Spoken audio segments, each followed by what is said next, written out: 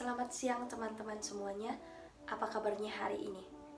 Saya, Inceria Bru Sembiring, akan mempresentasikan materi perkuliahan kita pada sesi ke-8, yaitu mengenai fungsi dan kedudukan bahasa Indonesia. Pertama-tama saya ucapkan terima kasih buat Ibu Ananda Putriani atas kesempatannya saya dapat mempresentasikan materi tersebut. Dan saya ucapkan terima kasih juga buat teman-teman semua atas waktu dan kesempatannya. Oke, jadi yang pertama, sejarah bahasa Indonesia. Jadi, sejarah bahasa Indonesia itu teman-teman diawali dengan Sumpah Pemuda. Jadi, diawali dengan Sumpah Pemuda pada tanggal 28 Oktober 1928 yang diikrarkan dengan Sumpah Pemuda. Jadi, apakah teman-teman sudah tahu apa itu Sumpah Pemuda dan isi Sumpah Pemuda? Oke, jadi kita masuk ke yang kedua, yaitu bahasa generasi milenial dengan bahasa Indonesia. Apakah itu bahasa? Bahasa adalah suatu media yang digunakan untuk menyampaikan gagasan, pikiran, dan pendapat untuk berkomunikasi. Jadi, kalau disebut dengan berkomunikasi, tentunya kita menggunakan interaksi satu sama dengan yang lain. Tetapi, generasi milenial pada saat ini menggunakan bahasa Indonesia dengan tidak tepat dan tidak benar, di mana banyak sekali kata-kata bahasa Indonesia disingkat ataupun dibalik-balikkan. Seperti contoh, slow jadi woles, dan banyak sekali seperti mager yang kepanjangannya merupakan malas gerak. Kita mengubah kata tersebut tanpa memperhatikan bahasa Indonesia yang sebenarnya. Jadi itu merupakan bahasa di generasi milenial. Sekarang kita masuk ke dalam fungsi bahasa Indonesia, di mana fungsi bahasa Indonesia ada beberapa fungsi. Yang pertama adalah fungsi umum teman-teman, di mana fungsi umum mempunyai 4 fungsi, yaitu yang pertama sebagai bahasa nasional. Sebagai bahasa nasional itu disebutkan bahasa yang dipakai seluruh Indonesia. Jadi di kawasan Indonesia akan menggunakan bahasa Indonesia untuk bahasa persatuannya. Yang kedua, sebagai alat komunikasi, di mana di awal tadi saya sudah menyebutkan kalau berkomunikasi yaitu menggunakan pasti kita berinteraksi, maka kita gunakan komunikasi sebagai alat berinteraksi untuk berbicara satu sama yang lain. Dan yang kedua, sebagai alat berintegrasi dan beradaptasi sosial. Jadi di sini disebutkan sebagai beradaptasi sosial. Jadi kita pakai bahasa Indonesia dimanapun kita berada. Dalam keadaan perbedaan juga pasti kita akan menggunakan bahasa Indonesia untuk mengetahui apa yang kita inginkan terhadap yang lainnya. Dan yang keempat teman-teman, sebagai alat kontrol sosial. Sebagai alat kontrol sosial, di mana di sini disebutkan sebagai fungsi alat kontrol sosial, ini adalah merupakan di mana kita akan meluangkan emosi kita, baik dalam keadaan sedih ataupun gimana itu, kita akan meluangkan dalam bahasa Indonesia, baik dalam non-verbal, verbal, tulisan maupun non-tulisan. Kita menggunakan bahasa Indonesia tersebut. Jadi itu adalah sebagai alat kontrol sosial teman-teman. Yang selanjutnya kita masuk ke fungsi khusus bahasa Indonesia, di mana fungsi bahasa Indonesia terbagi menjadi 4 bagian. Yang pertama, menghubungkan pergaulan sehari-hari. Dan yang kedua teman-teman, mewujudkan seni ataupun sastra dalam kehidupan kita. Jadi kita dapat mewujudkan seni ataupun sastra tersebut. Yang ketiga, mempelajari bahasa-bahasa kuno. Di sini yang dimaksud mempelajari bahasa-bahasa kuno. Jadi kita dapat bisa mengartikan bahasa-bahasa kuno menjadi bahasa Indonesia. Jadi kita mengerti apa yang disebut bahasa kuno dengan melalui bahasa Indonesia. Dan yang terakhir adalah mengeksploitasi iptek ataupun ilmu pengetahuan teknologi. Selanjutnya, kedudukannya sebagai bahasa nasional merupakan yaitu sebagai lembaga kebanggaan bangsa. Jadi bahasa itu merupakan kebanggaan bangsa karena itu adalah bahasa yang utama dipakai oleh Indonesia. Dan selanjutnya, sebagai lembaga identitas nasional, alat perhubungan antara warga, antar daerah, dan antar budaya. Dan yang terakhir, sebagai alat penyatuan berbagai perbedaan, mulai dari budaya, ras, suku, dan lainnya. Jadi bahasa bisa mempersatukan kita, terutama bangsa Indonesia, teman-teman. Kedudukannya sebagai bahasa negara. Yang pertama, bahasa resmi negara. Jadi bahasa Indonesia merupakan bahasa resmi negara. Dan yang kedua, bahasa pengantar dalam dunia pendidikan. Dan yang ketiga, alat perhubungan pada tingkat nasional untuk kepentingan pembangunan. Dan yang terakhir adalah alat pengembangan kebudayaan, ilmu pengetahuan, dan teknologi. Di samping fungsi-fungsi utama tersebut, Boris Karloff juga menambahkan beberapa fungsi lain, teman-teman, sebagai pelengkap fungsi utama tersebut, yaitu fungsi-fungsinya ada 6. Yang pertama, fungsi lebih mengenal kemampuan diri sendiri. Dan yang kedua, fungsi lebih mengenal atau memahami orang lain.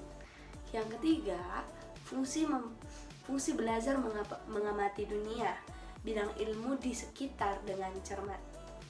Yang keempat, fungsi mengembangkan proses berpikir yang jelas, beruntun, teratur, terarah, dan logis.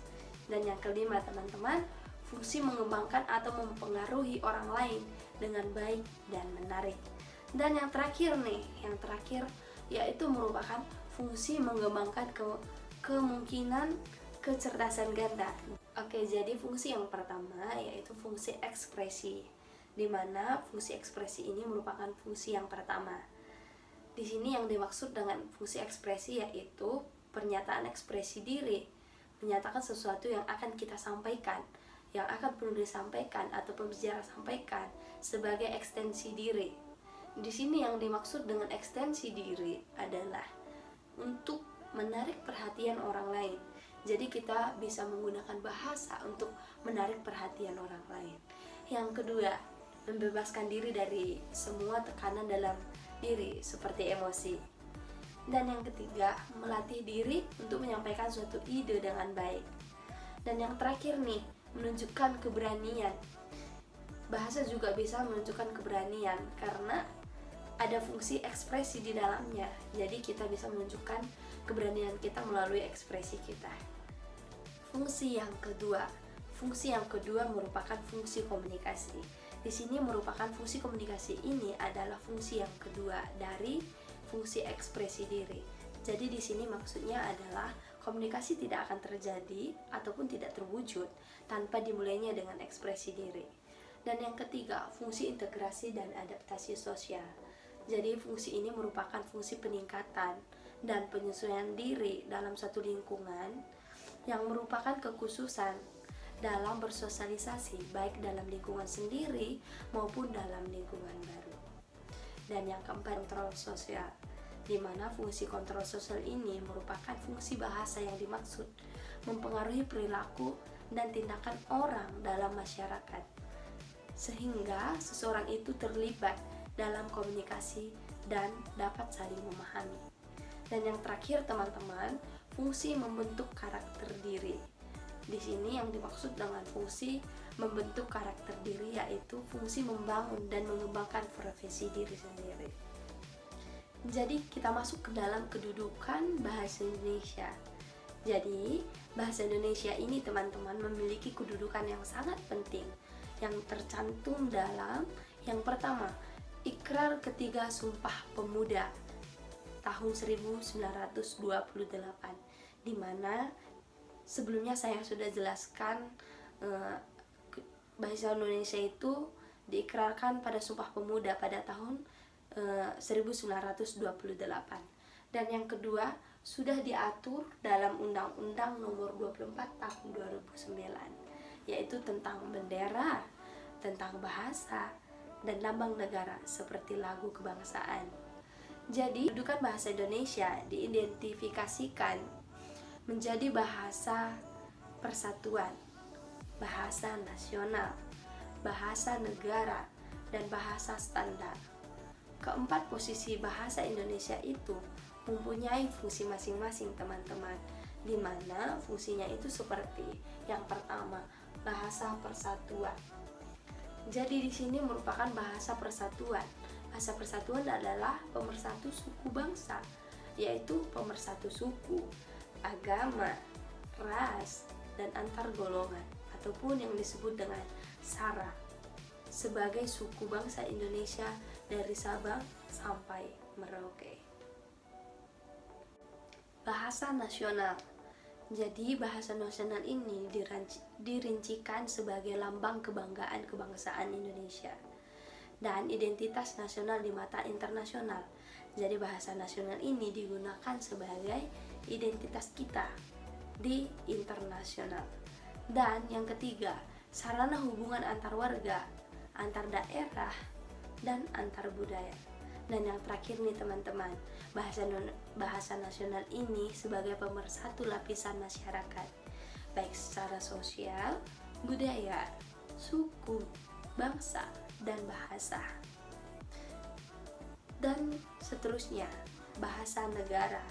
Bahasa negara ini biasanya digunakan di dalam aktivitas administrasi negara. Jadi, bahasa negara ini berfungsi sebagai bahasa administrasi kenegaraan. Dan yang kedua, fungsi bahasa sebagai pengantar resmi belajar di sekolah maupun di perguruan tinggi. Dan seterusnya, fungsi bahasa sebagai rencana dan pelaksanaan pembangunan bagi negara Indonesia sebagai negara berkembang. Dan yang terakhir nih, fungsi bahasa sebagai bahasa resmi kebudayaan dalam ilmu teknologi ataupun ilmu pengetahuan teknologi atau IP. Dan selanjutnya, bahasa baku. Bahasa baku ataupun bahasa standar merupakan bahasa yang digunakan dalam pertemuan yang sangat resmi. Fungsi bahasa ini memiliki fungsi sebagai berikut ini, yaitu pemersatu sosial, budaya, dan bahasa. Dan yang kedua, penanda kepribadian, bersuara, dan berkomunikasi. Dan yang ketiga, penambah kewibawaan sebagai pejabat dan intelektual.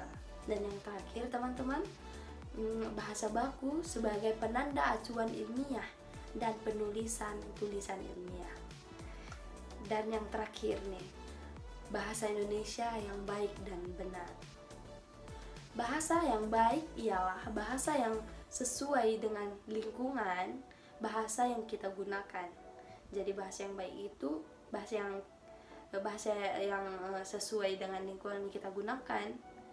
Dan selanjutnya, bahasa yang benar. Bahasa yang benar itu merupakan bahasa yang sesuai dengan kaidah atau aturan yang sudah ada, ataupun bahasa yang sesuai dengan bentuk struktur yang ada. Jadi contoh dari bahasa yang baik yaitu anjing, lu ngapain? Itu merupakan bahasa baik jika kita gunakan kepada teman sebaya kita, jika kita gunakan dalam teman sepergaulan kita. Itu tidak apa-apa, tapi bahasa itu tidak menjadi baik jika kita gunakan itu kita tujukan ke orang tua kita. Contohnya buat bapak kita, anjing lu lagi ngapain? Jadi itu tidak baik jika kita gunakan itu untuk orang tua kita. Dan selanjutnya, contoh dari bahasa yang benar. Jadi bahasa yang benar itu tadi saya sudah jelaskan, bahasa yang benar itu merupakan bahasa yang sesuai dengan kaidahnya, aturannya, dan bentuk strukturnya. Jadi contoh dari bahasa yang benar ini adalah, saya akan memperkenalkan diri saya terlebih dahulu. Itu dalam konteks yang formal. Jadi bahasanya resmi, sesuai dengan aturan dan kaedah-kaedahnya. Dan jika bahasa itu bisa aja tidak benar jika dilakukan dalam konteks formal. Jika kata-katanya itu diubah, gua akan memperkenalkan diri gua, sedangkan kita kita sedang presentasi di depan para dosen kita. Jadi itulah penjelasan mengenai materi kita, materi yang ke-8, yaitu fungsi dan kedudukan bahasa. Dan yang terakhir tadi saya jelaskan bahasa yang benar dan bahasa yang baik. Jadi pada teman-teman, apakah ada yang kurang mengerti dengan materi yang saya jelaskan? Jika tidak mengerti, teman-teman boleh bertanya mengenai materi yang saya jelaskan. Apakah ada pertanyaan? Oke, jika tidak ada pertanyaan, saya akan tutup presentasi saya hari ini. Jadi, inilah presentasi saya hari ini. Mohon maaf jika ada kesalahan baik dalam perkataan ataupun dalam perbuatan. Terima kasih.